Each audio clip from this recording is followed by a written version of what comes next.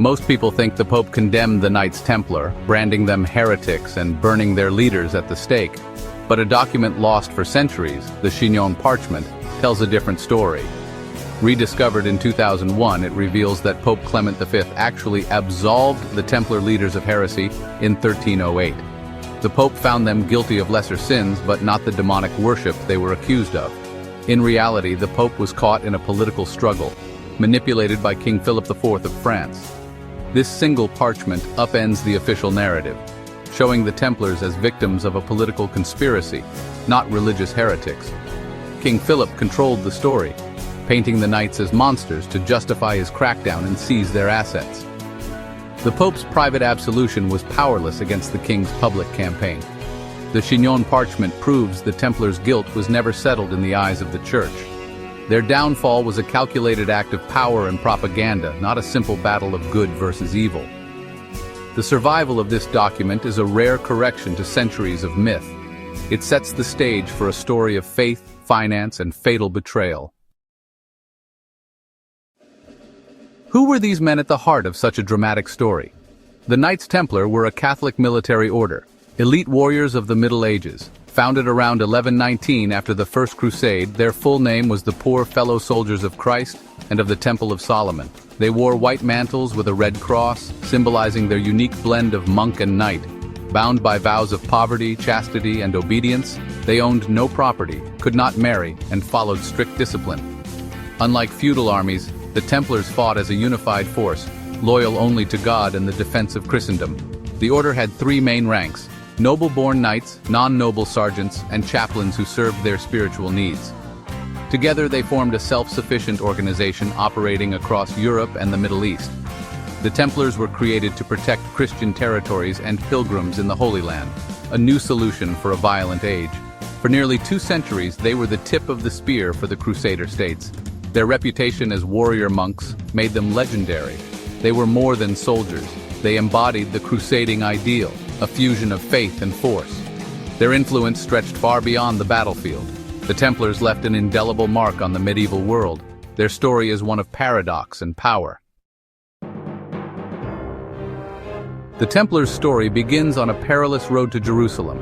After the First Crusade, Christian pilgrims flocked to the Holy Land, but the journey was fraught with danger, bandits, raiders, and lawlessness. The Kingdom of Jerusalem lacked the manpower to protect these routes. In 1119, Hugues de Payens and 8 other knights proposed a radical solution, a monastic order dedicated to safeguarding pilgrims. King Baldwin II granted them headquarters on the Temple Mount, giving them their name, the Knights Templar.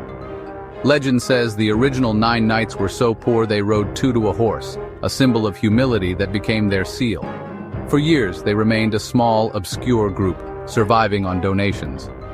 The turning point came in 1129 at the Council of Troyes, where Bernard of Clairvaux championed their cause.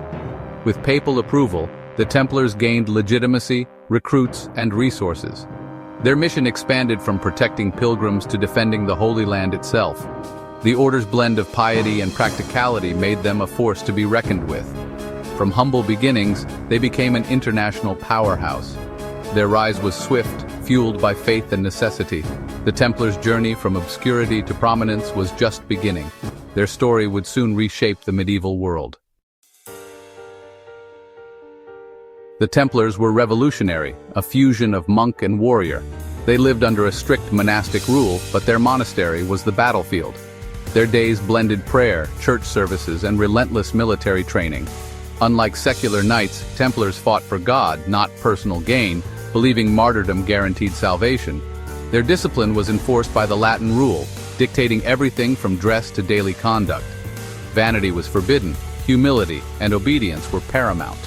They could not gamble, swear, or associate with women without permission.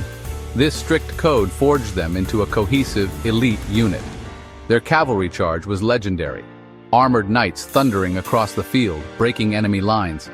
The Templars were the shock troops of the Crusader armies, feared and respected. Their unique lifestyle created a new kind of soldier, highly motivated, superbly trained, and utterly fearless. They changed the very idea of what it meant to be a knight. The Templars' blend of faith and force set them apart in the medieval world. Their legacy as God's warriors endures to this day. The Templars' legend was forged in battle against powerful Islamic empires. First the Ayyubids under Saladin, then the Mamluks. They weren't just bodyguards for pilgrims, they were the elite defenders of castles and crusader states. At the Battle of Mongassard in 1177, a handful of Templars helped rout Saladin's massive army, saving the Kingdom of Jerusalem. But their history was also marked by devastating defeats. At Hattin in 1187, the Templars fought to the last man before being executed for refusing to convert. Even after losing Jerusalem, they defended the last Crusader strongholds, including Acre. During Acre's final siege in 1291, the Templars made a heroic last stand as their fortress collapsed around them. Their unwavering commitment and discipline made them legendary foes. For 2 centuries, they clashed with empires, shaping the fate of the Holy Land. Though ultimately defeated, their reputation as indomitable warriors was secure. The Templars' battles were epic, their sacrifices immense. Their story is one of courage, loss, and enduring legend. The age of Crusades would never be the same. Beyond the battlefield, the Templars revolutionized medieval finance. They created the first international banking system, born from their mission to protect pilgrims. Pilgrims could deposit money in Europe and withdraw it safely in the Holy Land using Templar letters of credit.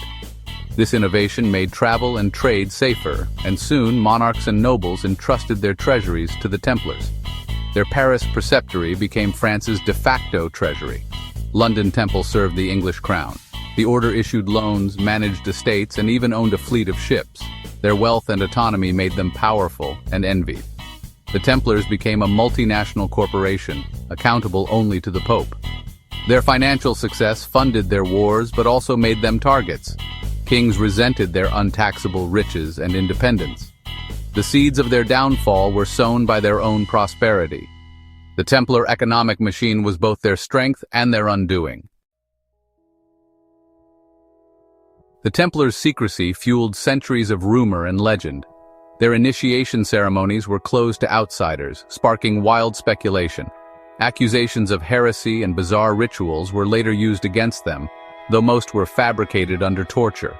Their symbols, like 2 knights on 1 horse, spoke to their origins and brotherhood. The red cross on their mantle became a mark of martyrdom and mystery. Myths grew about hidden relics and secret knowledge, from the Holy Grail to the Ark of the Covenant. The truth was likely more mundane, but secrecy became their greatest vulnerability. The Templars' mystique endures, inspiring conspiracy theories and stories to this day. The Templars' end was sudden and brutal, orchestrated by King Philip IV of France. Deeply in debt to the order, Philip saw the Templars as a threat to his power. On Friday, October 13, 1307, he ordered the mass arrest of Templars across France. The charges, heresy, idolatry, and more, were fabricated, but confessions were extracted under torture. Philip seized their assets, solving his financial woes and destroying the order's reputation. Pope Clement V, pressured by Philip, dissolved the order in 1312, not for proven guilt, but because their name was irreparably tarnished. The last Grand Master, Jacques de Molay, recanted his confession and was burned at the stake in 1314. Legend says he cursed both king and pope as he died. Both were dead within a year. The date of their arrest, Friday the 13th, became synonymous with bad luck. The Templars' destruction was a masterstroke of propaganda and power. Their tragic end only deepened their legend. The order was gone, but the myth had just begun. The Templars' fall remains one of history's great betrayals. The Templars' dramatic end ensured their immortality in legend.